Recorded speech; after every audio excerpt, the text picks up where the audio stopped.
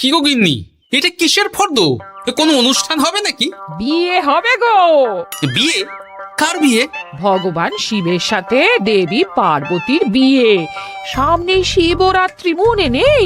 হ্যাঁ, তা মনে আছে, কিন্তু এই ফর্দটা কি জন্য গিন্নি?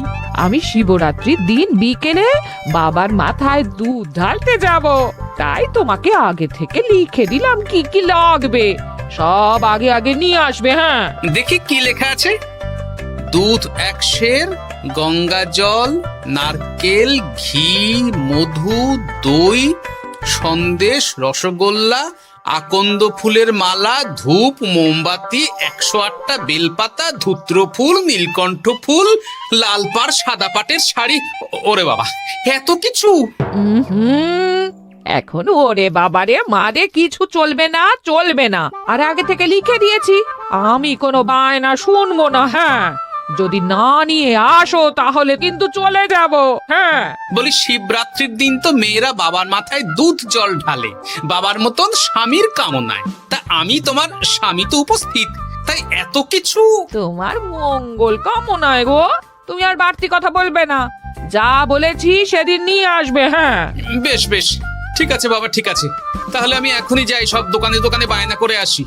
সেদিন তো এইসব জিনিসের চাহিদা তুঙ্গে থাকে। হ্যাঁ, তা যাও, সেটাই বুদ্ধিমানের কাজ হবে। হ্যাঁ,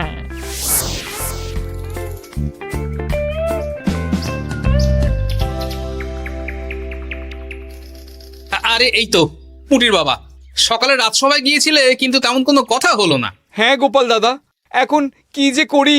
ঠিক আছে ঠিক আছে, আমি দেখছি কি ব্যবস্থা করা যায়, বুঝলে। ঠিক আছে গোপাল দাদা, একটু দেখো, বুঝতেই তো পারছো অভাবের সংসার। হ্যাঁ হ্যাঁ, কোনো চিন্তা করো না।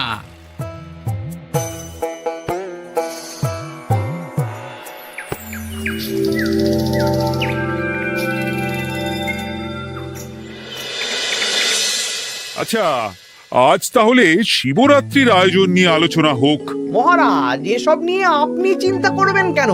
আরে আমার মতন একজন মন্ত্রী থাকতে আপনার মাথা ঘামানোর কোনো দরকারই নেই। না না মহারাজ, একদম মন্ত্রী মশাইকে দায়িত্ব দেবেন না। উনি প্রত্যেকবার দায়িত্ব নিয়ে সব তালগোল করে দেন, আর সব শেষে বলেন আমার ভুল হয়ে গেছে, আমাকে ছেড়ে দিন। এই গোপাল গোপাল, একদম বাজে কথা বলবে না। আমি এখন ভালো হয়ে গেছি। ভালো না কালো? মহারাজ মহারাজ, আপনি আমাকে দায়িত্ব দিন, আমি সব সামলে দেব। সব কাজ সবাই মিলে করলেই তো ভালো। পুজো পাঠের দায়িত্ব আমার, বাকি আমি জানি না। সে ঠিক আছে, কিন্তু পুজোর জোগাড় অনেক দায়িত্ব, সব হিসেব করে কেনাকাটা করতে হয়। সবচেয়ে বড় ব্যাপার, তার জন্য সৎ হতে হয়। আমি কি অসৎ নাকি? আমি সব দায়িত্ব নেব। না, আমি নেব। আমি নেব। আমি। আহ, চুপ চুপ, একদম চুপ। গোপাল দায়িত্ব নেবে না মন্ত্রী, সেটা তো বিচার করতে হবে। কিভাবে বিচার করবেন মহারাজ? হ্যাঁ, একটা বুদ্ধির পরীক্ষা নেওয়া হবে। আমি এখন গোপালের চেয়ে অনেক বুদ্ধিমান হয়ে গেছি। তাহলে তো ভালো, তুমি গোপালের বুদ্ধির পরীক্ষা নাও। যদি গোপাল জিতে যায় তাহলে গোপালই দায়িত্ব পাবে, নইলে তুমি। ঠিক আছে, আমি এক্ষুনি প্রশ্ন করছি। হ্যাঁ হ্যাঁ, করুন করুন। হ্যাঁ, এমন কি জিনিস যা তুমি যতই খাও পেট ভরবে না? বাবা, মন্ত্রী কি প্রশ্ন করলে! গোপাল, বলো বলো বলো। এবার জমবে মজা। বেশ, তাহলে বলি। হ্যাঁ, বলো বলো। উত্তর হলো বাতাস। যতই খাও পেট ভরে না। গোপালের কি বুদ্ধি! ও মন্ত্রী মশাই, গোপাল তো প্রথম দানেই বাজিমাত করে দিল। হ্যাঁ, প্রথমটা তো সহজ ছিল। ঠিক আছে, এতই যদি বুদ্ধিমান হও তাহলে আরেকটা পরীক্ষা দাও। হ্যাঁ মন্ত্রী, বলো। এবার আপনারা একটু অপেক্ষা করুন, আমি আসছি।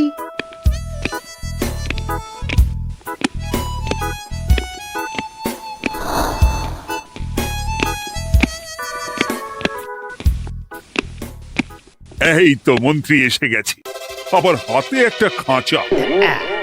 এই নাও গোপাল, এই খাঁচায় একটি অদৃশ্য মুরগি আছে। তুমি যদি বুদ্ধিমান হও তবে এর মাংস রান্না করে আজ নৈশভোজে মহারাজকে খাওয়াতে হবে। যদি না পারো, দায়িত্বের দও পাবে না। বেশ, তাহলে দিন, আমি রাতেই আসছি, রান্না করে নিয়ে আসছি। আপনারাও সবাই হাজির থাকবেন কিন্তু।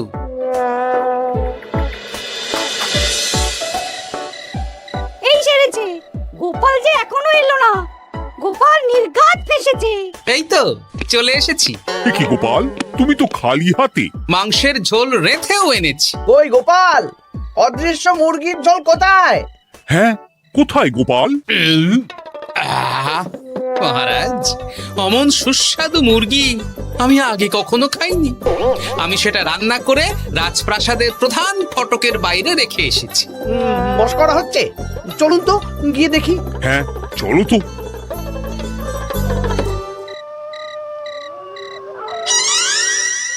এ কি, এখানে তো কিছুই নেই, আমি তো দেখতে পাচ্ছি না। কই, আমরা তো কেউ কিছু দেখতেই পাচ্ছি না। কোথায় কোথায় মাংসের ঝোল? আরে মন্ত্রী মশাই, অদৃশ্য মুরগি রান্না করলে ঝোলটাও তো অদৃশ্যই হবে। আপনি দেখতে পাচ্ছেন না, মানে আপনার মনে পাপ আছে, নইলে আপনার চোখের সমস্যা। মহারাজ তো ঠিকই দেখতে পাচ্ছেন, তাই না মহারাজ? এই রে, গোপাল তো মোক্ষম জবাব দিয়েছে। হ্যাঁ হ্যাঁ, চমৎকার ঘ্রাণ বেরোচ্ছে। মন্ত্রী, তুমি দেখতে পাচ্ছ না কেন? ইয়ে না, মানে ঠিক আছে, ঠিক আছে, পাচ্ছি, দেখতে পাচ্ছি। একটু ঝাপসা লাগছে, মনে হয় চোখ দেখাতে হবে। তার মানে গোপাল তো মন্ত্রী মশাইকে পরপর দুবার হারালো। আর একটা সুযোগ দিন মহারাজ, শেষ সুযোগ। বেশ, দিলাম। গোপালের কিন্তু বিশাল বুদ্ধি। মন্ত্রী, দেখো তো তুমি পারো কিনা, আর এটাই শেষ সুযোগ। মহারাজ, গোপাল যদি এতই বুদ্ধিমান হয়, তবে ও কি বলতে পারবে কাল ভোরে আমার মনে প্রথম কোন চিন্তাটা আসবে? এটা তো খুবই সহজ কথা। কাল ভোরে আপনার মনে প্রথম চিন্তা আসবে মহারাজ যেন দীর্ঘজীবী হন এবং রাজ্যের উন্নতি হোক। এই সেরেছে, এবার তো মহা ফাপড়ে পড়লাম। আমি যদি বলি না, এটা আমার চিন্তা ছিল না, তবে মহারাজের কাছে গর্দান যাবে। আর যদি বলি হ্যাঁ, তবে গোপালের বুদ্ধির কাছে আমাকে হার মানতে হবে। এই মন্ত্রী, বলো। হ্যাঁ, ঠিক বলেছ গোপাল, এটাই আমার চিন্তা ছিল। সাবাস গোপাল, সাবাস, কি তীক্ষ্ণ বুদ্ধি। তাহলে এই বুদ্ধির পরীক্ষায় বিজয়ী হলো গোপাল। জয় গোপালের জয়। তাহলে শিবরাত্রির পুজোর আয়োজনের দায়িত্ব এবার গোপালের। আমার আর কোনো চিন্তা রইল না। মহারাজ, গোপাল তো সব দায়িত্বই পেল, আমাকেও কিছু একটা দায়িত্ব দিন। আমিও একটা ঈশ্বরের সেবা করার সুযোগ চাই। আহ, তুমি তো হেরে গেলে। তাতে কি, ভালো কাজ করতে চাইছি, একটু সুযোগ দিন মহারাজ। বেশ, তাহলে তুমি গ্রামবাসীদের ভোগ প্রসাদ খাওয়ানোর দায়িত্বটা নাও। ধন্যবাদ মহারাজ। হ্যাঁ মন্ত্রী, মিলেমিশে কাজ করো, কিন্তু ঝামেলা করো না। না না, আমি সুষ্ঠুভাবে পালন করব। ঠিক আছে মন্ত্রী মশাই, তাহলে ওইটুকুই করুক, কিন্তু আমার কাজে কোনো বাধা দিতে আসবেন না। না না না, তোমার কাজে কোনো বাধা আসবে না। আমি ভোগ প্রসাদ বিতরণ, খাওয়া দাওয়া, এই সব ব্যাপারটা দেখব।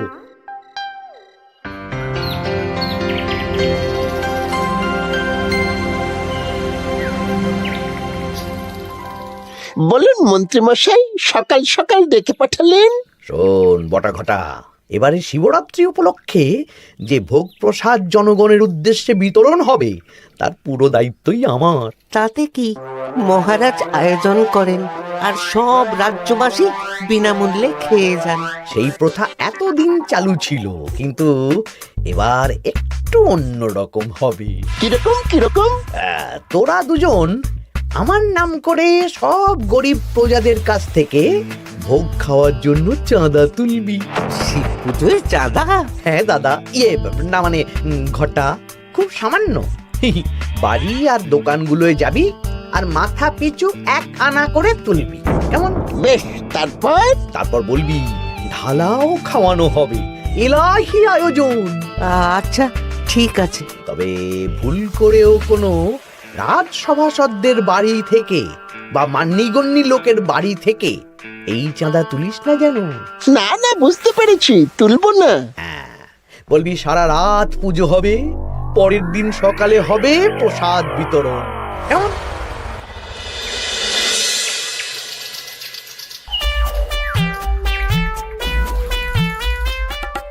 বলা, এবারে শিবরাত্রি উপলক্ষে যে পূজা হবে তার ভোগ প্রসাদ খাবে তো? নিশ্চয়ই নিশ্চয়ই। এবারে সব দায়িত্ব মন্ত্রী মশাইয়ের, এলাহি আয়োজন। তা তোমাদের বাড়িতে কতজন সদস্য? আমি আর আমার গিন্নি দুজন। তাহলে দুয়ানা দাও, এক আনা করে দুজন। আবার অর্থ দিতে হচ্ছে? হ্যাঁ, এলাহি আয়োজন, তাই এই সামান্য অনুদান। আচ্ছা বেশ, এই নাও দুয়ানা। চিন্তা করো না ভোলা, এমন খাওয়ানো হবে না। রাতের বেলা শিব পুজো আর পরের দিন সকালে জীব পুজো। বাবা বাবা বাবা, সব দোকানে দোকানে আমি যাচ্ছি, আর তুই লোকজনের বাড়ি বাড়ি যা। বেশ। রে কত হলো? অনেক হয়েছে মন্ত্রী মশাই, এই দেখুন। বাবা বাবা বাবা, এক আনা করে নিয়েই তো থলে ভরে গেছে। হ্যাঁ, এবার হবে মাছের তেলে মাছ ভাজা। মহারাজও ভোগের আয়োজনের জন্য আজকে মোহর দিয়ে দিয়েছেন। তার মানে তো আপনার মুনাফাই মুনাফা, লাভই লাভ। আমাদেরকেও কিছু দিন। দেব দেব, এখনো কাজ বাকি আছে।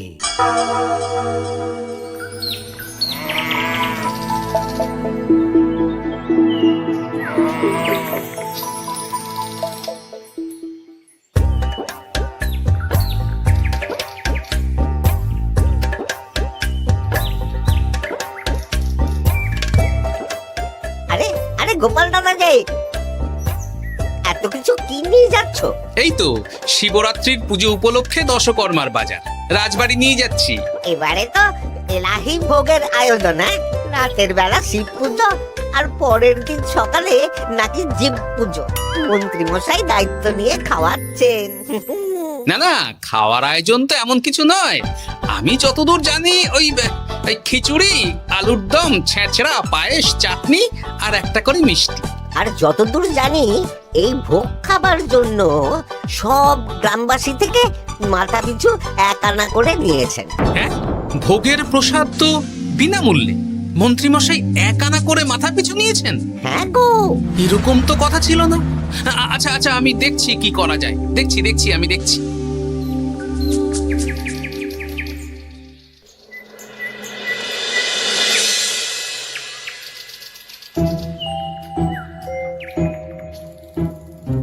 ভায়া, বলছি তোমার কাছে মন্ত্রীমশাই এসেছিলেন? হ্যাঁ, চালের বায়না করে গেলেন। তা কি চালের বায়না করলেন? খুবই সাধারণ চাল, আমার দোকানে সবচেয়ে কম দামি চাল বলতে পারো। সে চাল তো আমি পুজোর দিন পাঠিয়ে দেব বলেছি। আচ্ছা, কেনাকাটার রসিদপত্র? না না, সেসব হয়নি, শেষে দেব। শোনো, মহারাজের আদেশ, মন্ত্রীমশাই যে চাল বলেছেন তার থেকে 5 গুণ উৎকৃষ্ট মানের চাল দেওয়া চাই। যে চাল রাজা বাদশারাও খুব কম খান, সবচেয়ে দামি চাল। আচ্ছা, আর ডাল? ওটাও 1 নম্বর মানের সোনামুখ দেবে। বেশ। মন্ত্রীমশাই যা যা বায়না দিয়েছেন পরিমাণ এক থাকবে, শুধু জিনিসপত্রের মান বাড়বে। ঠিক আছে? আচ্ছা ঠিক আছে। আর একথা মন্ত্রীমশাইকে জানানোর দরকার নেই, শুধু মোহরটা ওনার কাছ থেকে আদায় করে নিন। যেদিন খাওয়ানো হবে সেদিন বিকেলে যাবে, মানে শিবরাত্রির পরের দিন বিকেল। বেশ।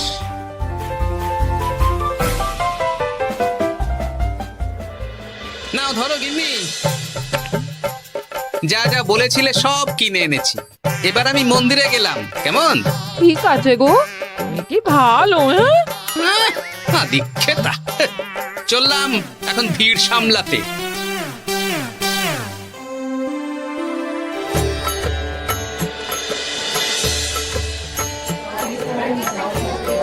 একটু সারিবদ্ধভাবে দাঁড়ান, আপনারও সুযোগ আসবে। বাবা কাউকে ফিরিয়ে দেবে না। দেখো মন্ত্রী, দেখো গোপাল কি সুন্দর ভিড় সামলাচ্ছে। ওকে তো এই জন্যই দায়িত্ব দেওয়া। হ্যাঁ, তাই তো দেখছি। ওম নমঃ শিবায়। হে ভোলানাথ, দেবাদিদেব মহাদেব সকলের কল্যাণ করুন। জয় দেবাদিদেব মহাদেবের জয়। হে ভোলেনাথ মহেশ্বর, মঙ্গল করো বাবা। জয় বাবা ভোলাদেব মহেশ্বরের জয়। তা তোমার শরীর এখন কেমন? এই তো বেশ ভালো আছি। সবই তোমার জন্য। তুমি না সাহায্য করলে ওই ওষুধ আমার পেটেই পড়তো না। না না, আমি তো নিমিত্ত মাত্র, সবই মহাদেবের ইচ্ছে। জয় বাবা মহাদেবের জয়। চলি গো। কাল ভোগ খেতে তাড়াতাড়ি চলে এসো।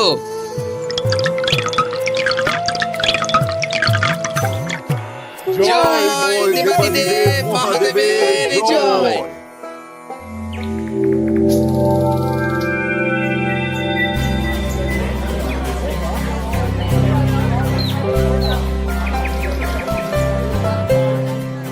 সত্যি মন্ত্রী মশাইয়ের ভোগের প্রসাদ পেয়ে মনটা ভরে গেল। কি সুন্দর রান্না, আর খাবারের গুণমান কি ভালো। তার উপর রসগোল্লা কত বড় বড়। এত বড় রসগোল্লা খাওয়া তো দূর, বাবার জন্মে চোখেও দেখিনি।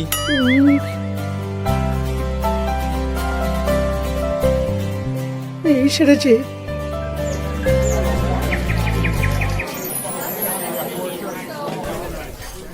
এই যে পাচক ঠাকুর, শোনো। বলুন মন্ত্রী মশাই, আজ আমি খুব খুশি। কেন? আপনি মহান। কেন? মানে আপনি যে চাল পাঠিয়েছেন সে চালে রান্না করা আমার স্বপ্ন ছিল। কি গন্ধ, কি গুণমান, রাজা বাদশাদের চাল বলে কথা। আমি তো খুব সাধারণ মানের চাল দিতে বলেছিলাম, 30 আনা সের মূল্যের চাল। কেন, নবাব বাদশাদের ঘরে এই চালটা থাকে। তাই? কোথা থেকে এলো? কেন, চালের দোকান থেকে এসেছে। মিষ্টিও দারুণ, রসগোল্লা তো নয়, যেন যেন একেবারে বড় বড় রাজভোগ। কি আকার, কি গুণমান, কি স্বাদ। আহা, দেখুন দেখুন দেখুন। বাবা, ভোলা এত বড় রসগোল্লা দিয়েছে। ঠিক আছে, যা হচ্ছে হতে দে। আমি তো চিন্তায় পড়ে গেছি।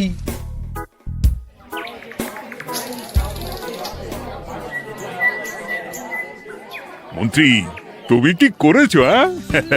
তোমার নামে তো সবাই সুখ্যাতি করছে। না না, এই আর কি।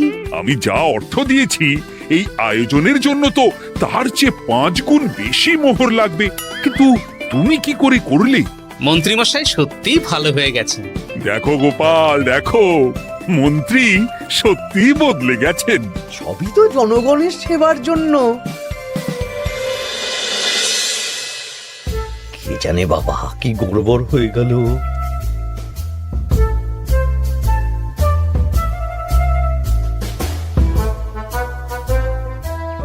মন্ত্রী মশাই, বকেয়া পাওনা নিতে এলাম। আপনার মোট হয়েছে চালের 350 মোহর, মুগ ডালের 250 মোহর, আর মশলাপাতি 100 মোহর। হ্যাঁ, বলো কি? মন্ত্রী মশাই, ওই আপনার মোট বকেয়া 300 মোহর। আর আমার এই 150 মোহর। হ্যাঁ, চলুন মহারাজ, একটু মন্ত্রীমশাইয়ের বাড়ির দিকে ঢু মেরে আসি। চল। চলুন, ওনাকে গিয়ে ধন্যবাদ জানিয়ে আসি।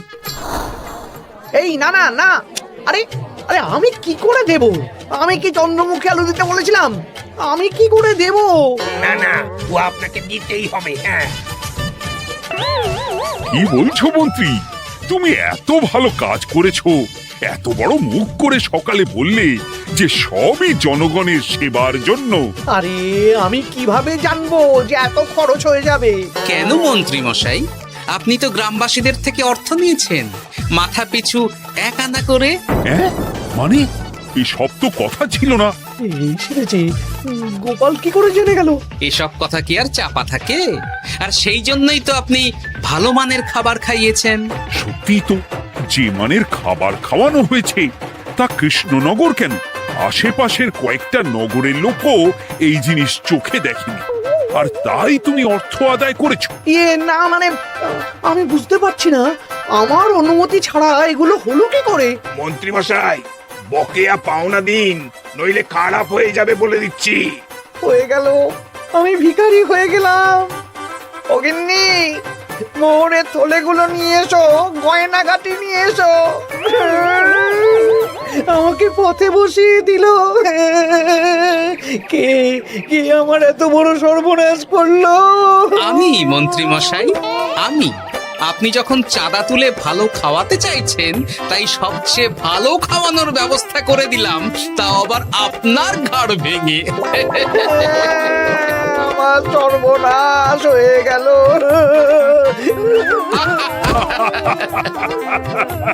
জয় মহাদেবের জয়। হাসির রাজা, জ্ঞানের রাজা, রসিক